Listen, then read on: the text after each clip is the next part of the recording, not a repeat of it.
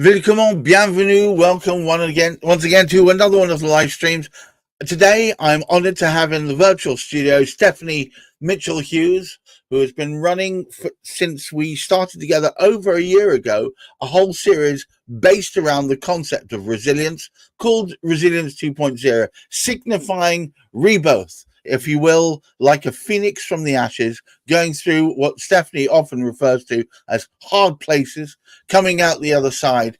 And now we're talking to more and more people, getting them on the show and discussing topics of significance to now, with always with a reference to resilience. And today is no different. We don't have a special guest, but what we are talking about is resilience with respect to motherhood. And I'm afraid it may not be obvious to, but I'm not initially qualified to talk about this. So although I did have a mother, I do have a Stephanie. What has prompted you to want to talk about resilience with respect to motherhood? Well, there are two things, and one of them you'll really appreciate, Gareth. But there are two things that have really driven this. First of all, in the United States, I know that in the UK, Mother's Day, was it in March? No, or April? I'm not very good at this. I think it's actually February. Okay. But Mother's Day was earlier. But in America, Mother's Day is, I believe it's the second Sunday in May. Okay. And so this weekend is going to be Mother's Day. And, there are a lot of articles or movies or shows, podcasts about what do you do if you don't necessarily have the strongest relationship with your mother. Right. And, how do you navigate this particular day? But I wanted to just talk about mothering, period. And so the fact that it's Mother's Day is one, but the other thing is, and you'll be able to relate to this, is my absolute new guilty pleasure of Call the Midwife. I have been watching Call the Midwife. Now, hang on a second. I'm now rewatching seasons of it. So guys, if you don't know what this is, it is a set in 1930s and 60s. There we go, and it's very firmly in England. It's based around a whole group of some young but mixed with old and young midwives, based in a convent of all places, or rather run by a nursing sister. And it follows their adventures. It covers races. It covers creeds. It covers religion in the sense of how it relates to that. It covers impropriety. It covers the difficulty dealing with all that with, let's face it, a brand new reborn Britain, born through outside of the Blitz and through outside of World War II, and how it's kind of the emerging culture of that time. Mm-hmm. And these ladies would be pedaling around on their little bicycles and turning up, usually not in the planned way, but often very desperate measures being taken with a view to saving, prolonging, and supporting life. Yeah, and birth. And one of the things that I find really interesting about Call the Midwife is that you see at the time when it opens, there is limited birth control available. And so you have mothers who are very young, and you have mothers who are well into their 40s having children, and options that are available for birth control You have a group of people in London's East End near Poplar Street. I don't know if Poplar Street actually exists in London's East End. I don't know if it still does. But you've got that, and then you've got the sisters. These are they're Anglican sisters, not Catholic from within the Catholic Church, but they're Anglican sisters who run Nanartis House, and Nanartis House is this beacon, basically, and haven for pretty much everything that happens in the community, but especially birth, women who are pregnant and who are giving birth. And you have people who are giving birth in their own homes, a lot of that still happening. And you do see people struggling back and forth with whether they should go to hospital. And then you just see the evolution of what options that are available for women. Abortion, you see birth control, the emergence of the birth control pill.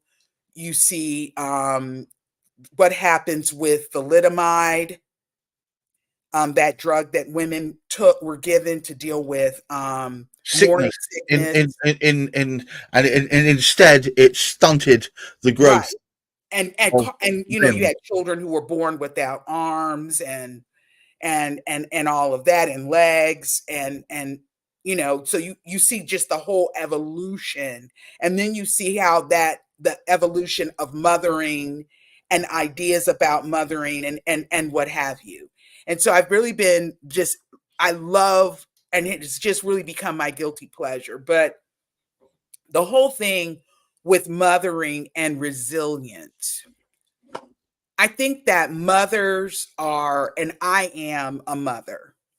I am the mother of 2 young adults who have spread their wings and they are starting to fly. And I am in that stage where, women and mothers who you look at, you've spent all this time, years, preparing meals, tending to sick children, running from this, that, or the other, dealing with summer camp and trying to find a decent summer camp and decent school. And you sweat out all of your kids, their heartbreak, and you get them involved in activities, and you just do, and they're constantly going. And then it's time for them to take flight. And I heard someone say yesterday on a podcast that I was listening to that the meanest thing that children do is they leave. They grow up and they leave.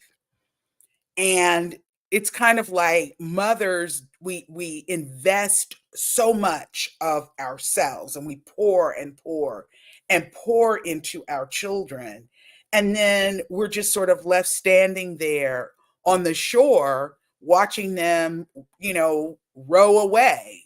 But the interesting thing is, do you know what I do? I have one of my offices is based in Cyprus.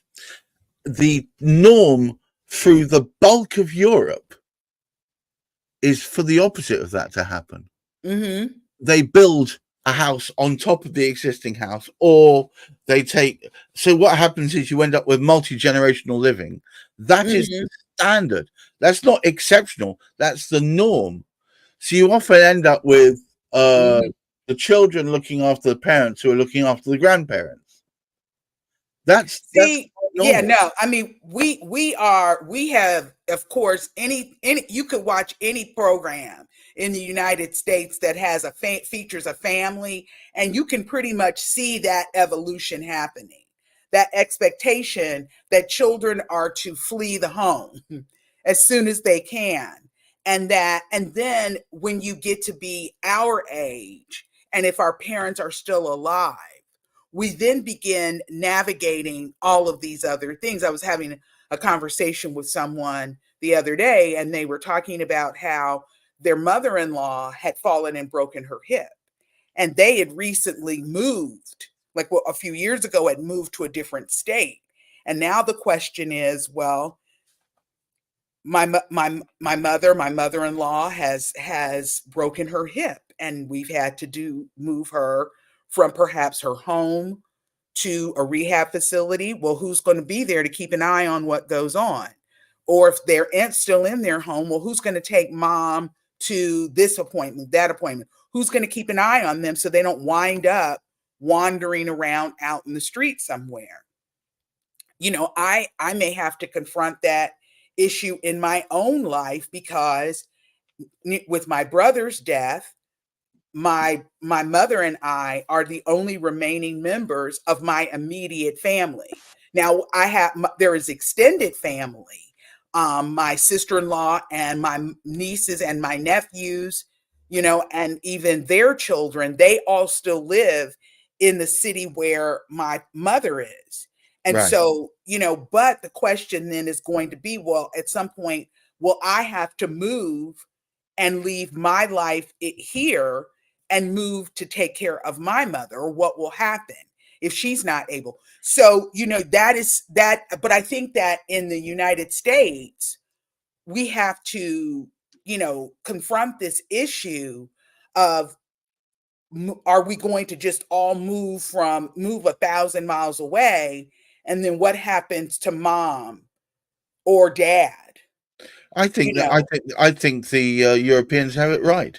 I I think mean, I would agree with that. I would agree with that, because we've evolved in the United States. We used to do that. Perhaps we all did not live in the same household and build extensions on houses. Perhaps people live down the street or right. next door. Yes, but within the same area. Yeah, exactly. So But so but the the thing, but then the thing with the mothering piece,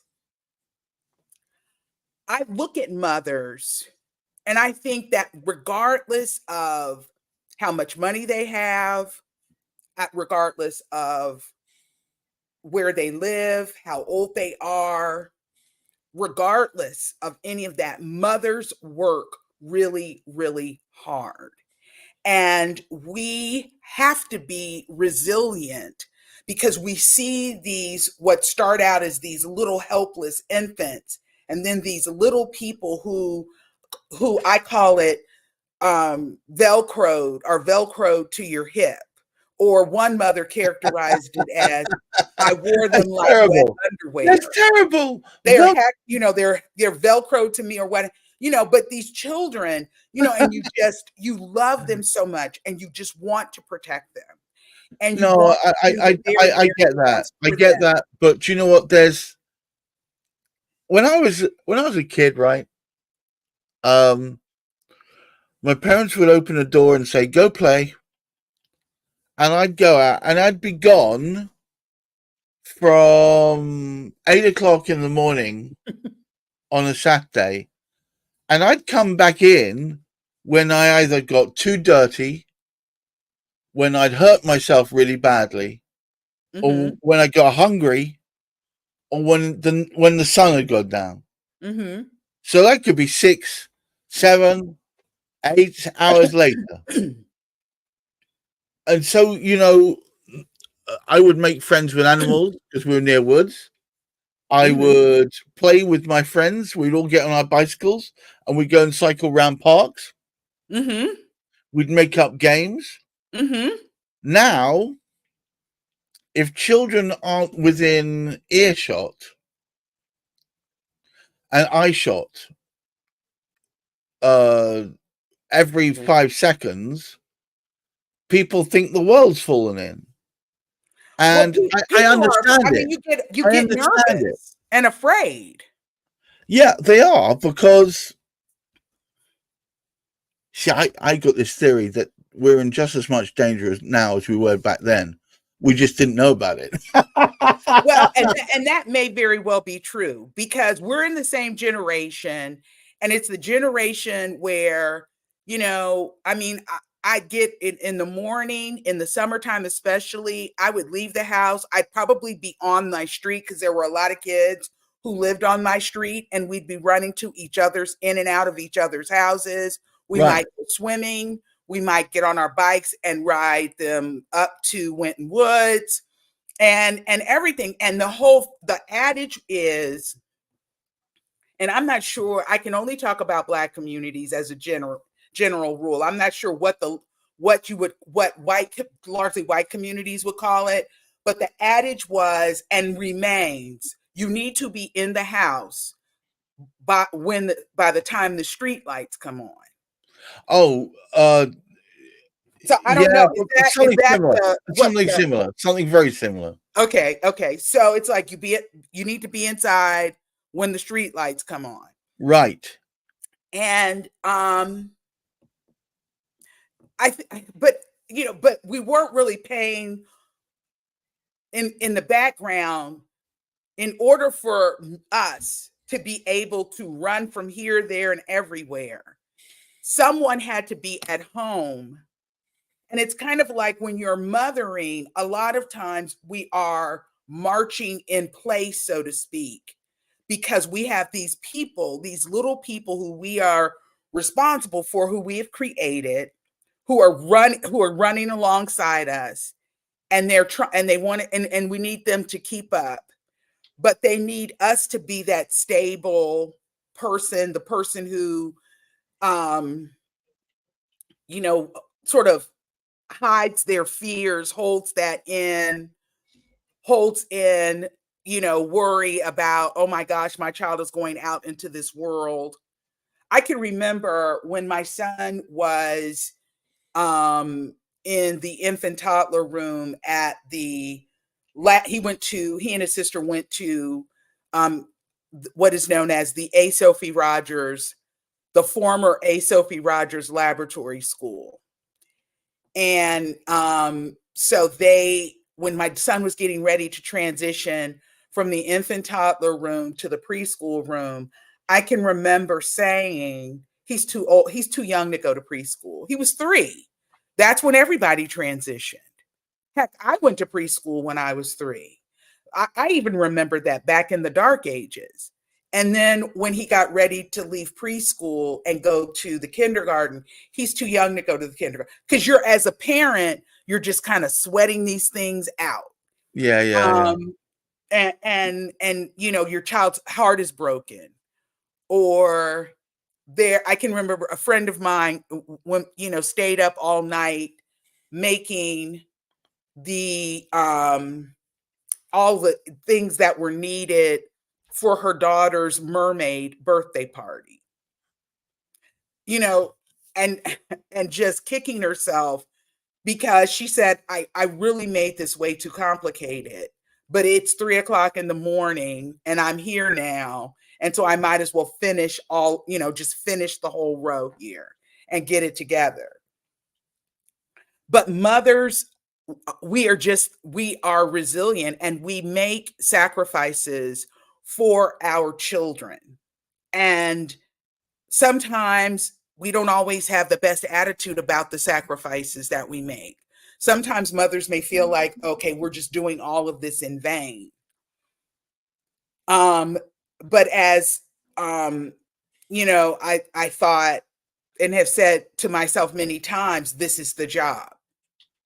This is the job. I'm going to stand firm, and I'm going to do the work because my children did not ask to be here, and I owe them the very best that I can give them, because I don't want to birth too much dysfunction that will be passed down from generation to generation. This is the thing, because once there is, it's been shown that it attaches itself at a genetic level.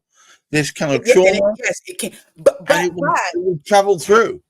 But you know what, though, even though it may have been chaotic, even though mom may not have necessarily done,